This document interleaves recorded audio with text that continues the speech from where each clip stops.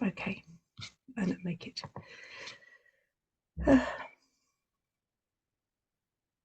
In fact, my husband's just come home, so I'm just going to put something on the door to remind you that I'm talking to you.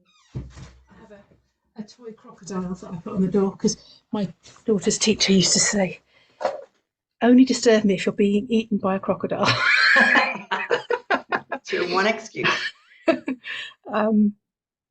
Oh, where do I do it? I do more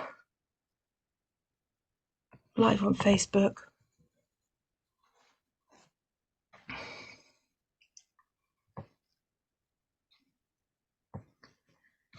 God, it's asking me all about cookies now. I don't know why I need to. Now it's asking me to flip and log in. I thought I was logged in. I am logged in.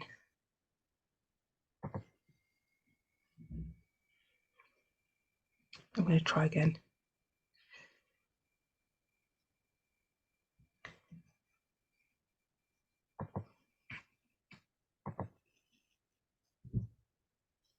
That's annoying. It's asking me to log in again.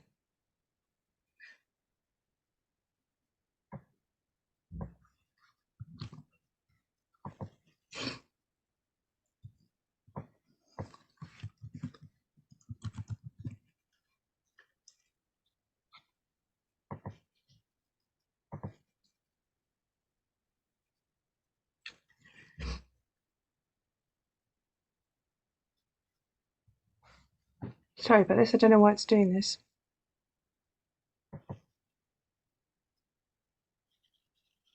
Don't worry, we're not going to be screening. I haven't even got to the go live stage yet. So I'll just get into my group. So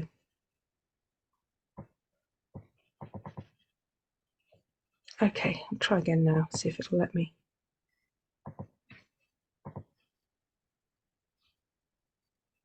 Yes, it's looking a bit of.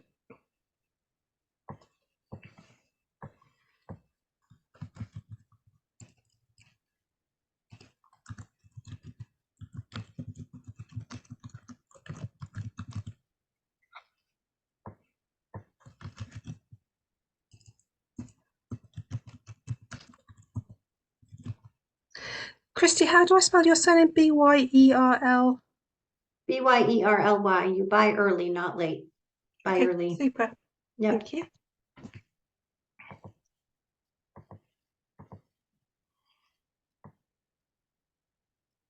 It's just asked me to select groups. It's still not going to be going live just for a second, but I'll warn you when to start smiling.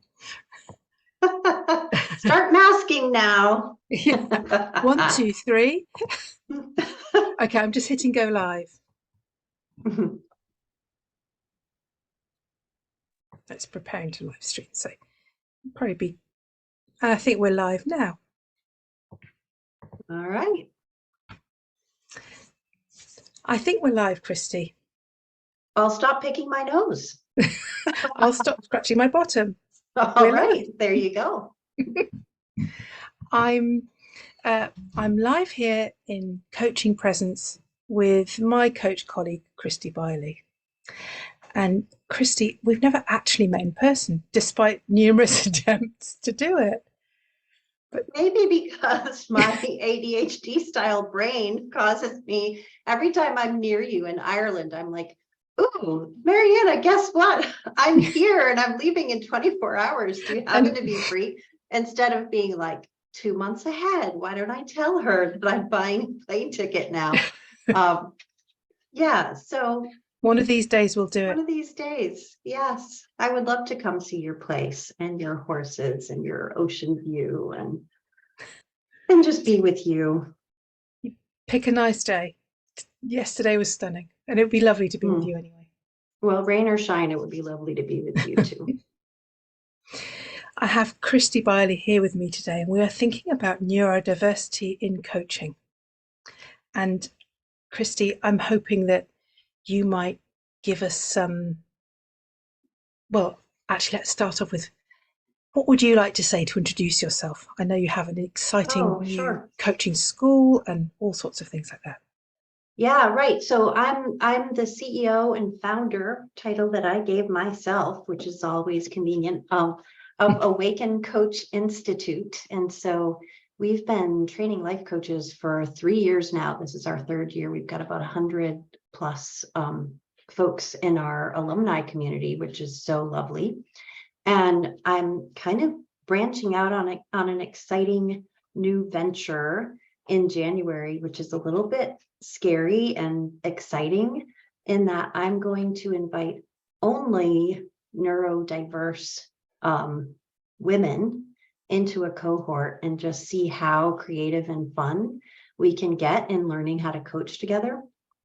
So that's part of why I wanted to have this conversation with you, is because I have a feeling that a lot of neurodiverse folks feel like I could never do that. I have to have my stuff together, have done all my inner work, have dealt with all my anxieties and foibles and whatever. And so I think we're going to have a lot of fun talking about why we as neurospicy, neurosassy folks can make really great coaches.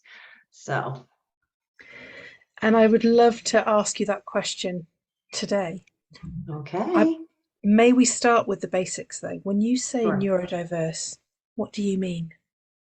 Yeah, it's a pretty broad general term, because there are so many ways to be neurodiverse, and there's so many changes going on with all the various diagnoses and lack thereof, or a lot of us don't even want to be diagnosed. We want to be discovered. We want to go on a journey of discovery. And so the way I think of neurodiversity, there's tons and tons of labels. There could be autism, ADHD, OCD, dyslexia, dyspraxia, lots and lots of other pieces that could go into it. And so just to start off, I tend to use words like neurospicy or spectrumy or neurosassy, just words that are pretty generic, but very honoring and very fun. Because the way that I think of neurodiversity is like, imagine if there was like 100 different sliders, Like a mixing deck. like a mixing deck, and you get to pick like, okay, is the bass really up, or is, which notes, where in the orchestra do you want, a bit more oomph? And so a lot of people think of the spectrum Mm. as if there's a spectrum that we're all on, and whether you're neurotypical or neurodiverse, I always forget if it's neurodivergent or neurodiverse.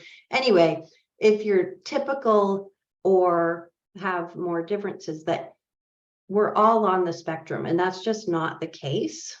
So like, if you have all these sliders, a neurotypical person is going to have like a range of maybe 5 to 10% difference between their different skills.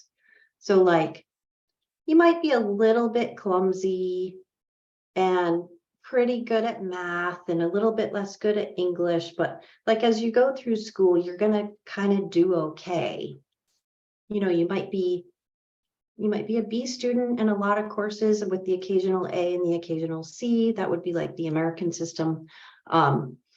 But you're going to have this range of skills that are predictable. Mm. Whereas in the neurospicy crowd, you're going to have vast differences. Like, your sliders are going to be all the way up or all the way down in a lot of cases. And so it's really tricky to like define who's who, because there's so many sliders. There's executive skills, there's sensory processing differences, there's physical, emotional ways of being. And so there's no one way to be autistic. There's no one way to have ADHD. You can certainly slice down like, okay, maybe OCD describes this cluster, maybe ADHD describes more this cluster, but neurospicy folks are going to be very spicy or very sassy, like really great strengths and really painful weaknesses. Christi, you told me a story about your experience at school that illustrates this mixing deck. Oh, I'm like, which one of my many stories? I think the one I told you was when I was in 6th grade, and I was like the top student in the class. I was like the responsible one, straight A student, really smart, in kind of a geeky way. And so since I was responsible, my 6th grade teacher decided that I should be the one to go down the hall to the teacher's break room, which students aren't usually allowed to go in. And I would be the one to slice a bunch of papers using one of these like guillotine machines. Except that part of the way that I'm wired is super physically awkward and uncoordinated and left-handed. And now I know I've got this Ehlers-Danlos diagnosis, very floppy muscles, and a lot of sensory differences. Any case, I like chopped off my thumb and bled all over the papers because I'm trying to put the papers on left-handed, use this right-handed slicing machine, and I just kept getting my fingers tangled up in the thing. It was this embarrassing, disgraceful situation where like the responsible one can't even cut a piece of paper kind of feeling. Yeah, and so like I never would have known that had anything to do with neurological, physical differences until now in my 50s, when I'm getting very hyper fixated on learning all the things about the body and mind and how they're related. So, yeah. That not making assumptions thing, your teacher made assumptions about Yes. you, I think is a really useful lesson for coaches in any case, but particularly when we're thinking about neurodiversity. And Yeah. that's bringing me on to the big question for today about why neurodiverse coaches are great coaches. Yeah, because we don't make so many assumptions. I think there's some of our strengths, I would say, is that we have experienced feeling really stupid, even though we know we're smart in some ways. We've experienced rejection. We've experienced just dysphoria of various kinds, or not, like wondering like, who am I and how do people see me? Because we don't fit into anybody's expectations. You could be the smart kid and the dumb kid, or the hilariously funny kid and the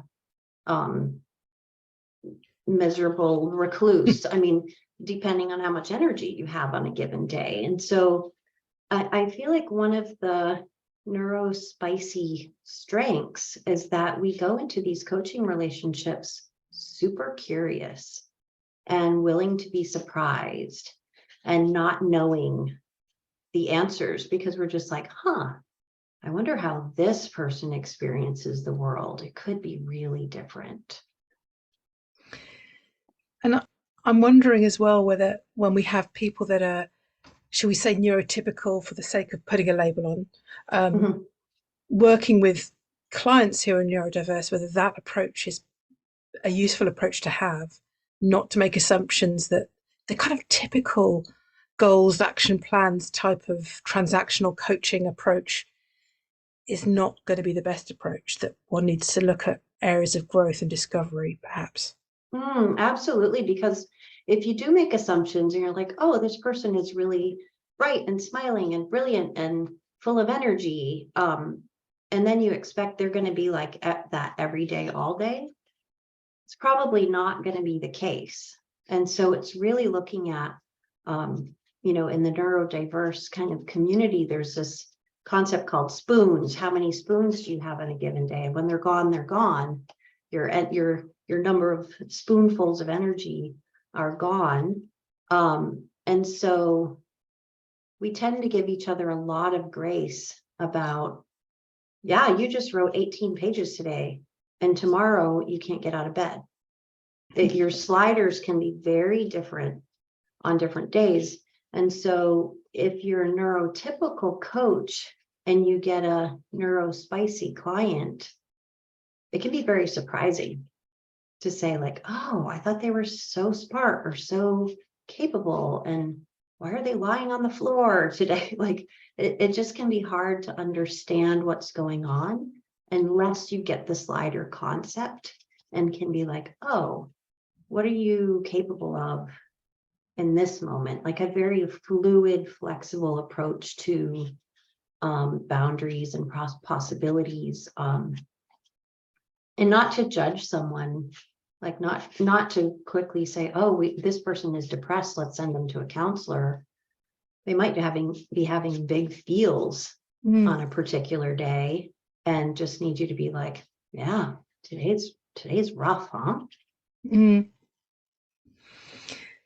It feels like this mindset of not knowing, which I Not think knowing. comes with perhaps a bit of trust in the process, confidence in the value that you bring as a coach is useful here, that actually just holding space and not knowing is useful, and helping the Yeah, people that we're working with think it through for themselves.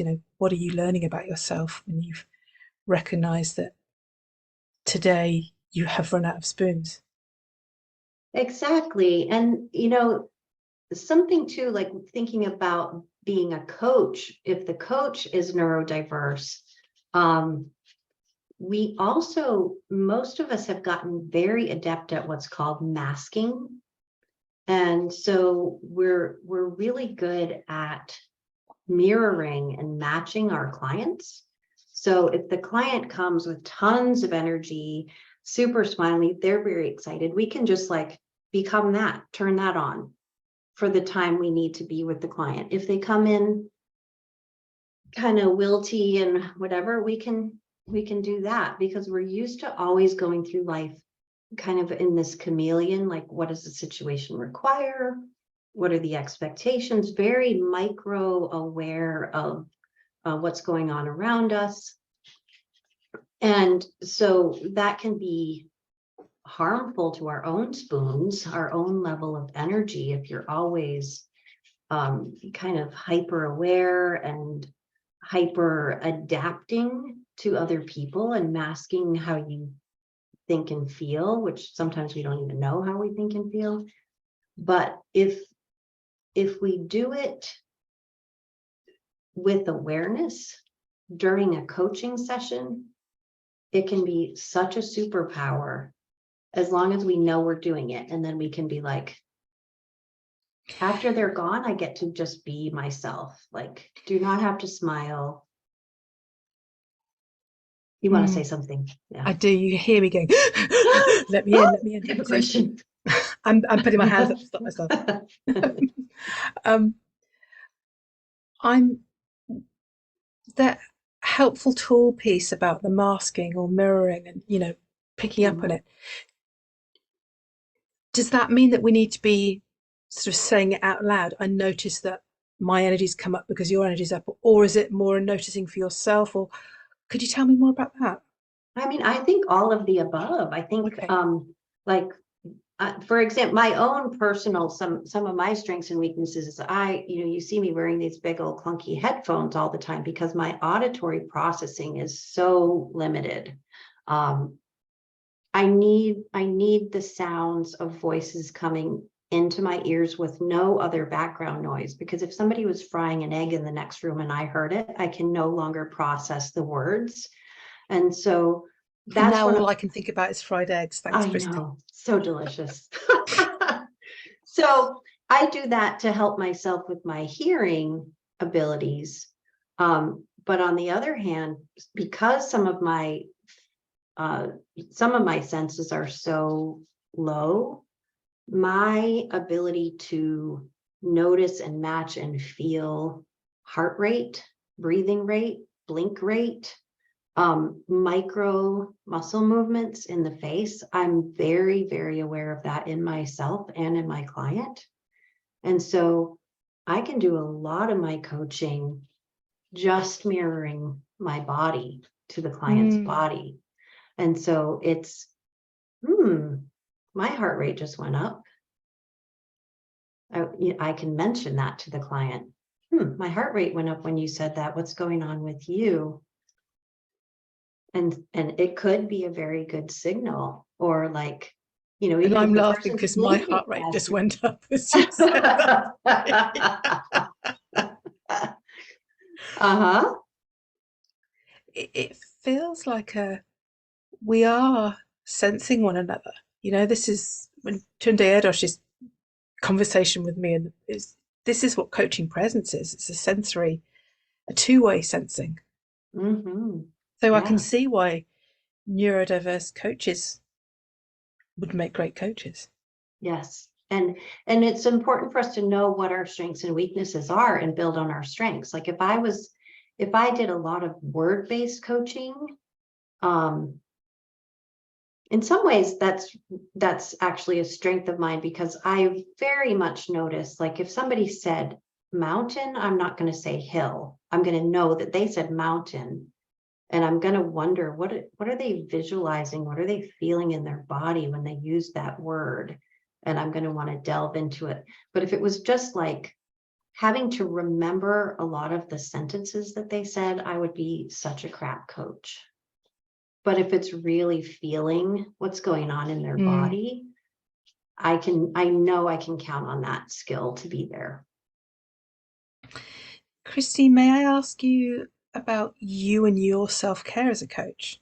Because what you're describing sounds exhausting. Hmm. How do you look out for yourself? Well, I have what I call my extreme self-tenderness routine. And I just let it be as extreme as it needs to be. So it could look like hibernating in the wintertime. Like I'm very aware of how much light I'm getting in a given day. And so I don't coach in December and January. And I do a lot more sleeping. And then, spring and fall, I know that I can do like 7 hours of Zoom calls in a day in September and April, which is not the case. Like February, no, 3 hours a day in the middle of the day. I'm awake when there's light. I turn on bright lights around me, and that really helps me out. But I have a lot of pain in my body most of the time because of a collagen disorder called Ehlers-Danlos. And so I have a bathtub. I take baths, long, warm baths, several times a week. It's just a lot of really paying attention, especially to hydration, to my level of electrolytes. And then just, I have this room for myself, which has a nice couch in it. And sometimes, even if I have like 20 minutes between clients, I will go lie on that couch and turn on a yoga nidra sleep meditation and put myself into like deep sleep for 12 minutes so that I can have the next round of energy. Getting enough protein. I see a nutritionist because there was a period of time after I got COVID when I was just so fatigued and I could barely coach. And she was like, I appreciate you being plant-based for the planet, but you need to get more protein sources. And so I had to really up that. So it really is a lot of paying attention to the body, sleep, water, food, rest. I need to put my feet up a lot. So you'll often see me just anytime I have a 10 minutes, you're not going to see me upright. I'm going to literally have my feet up over the back of the couch, sometimes my arms up over my head, and just getting as much circulation back to my torso and my brain as possible.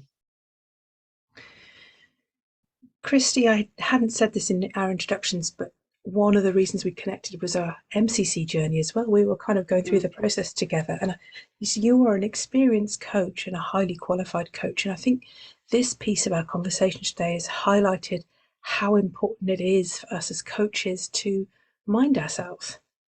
In the group elsewhere, I call it fit for purpose. I mean, we are doing a Yeah. big job here. We need to make sure that we're able for it, for our clients and for ourselves.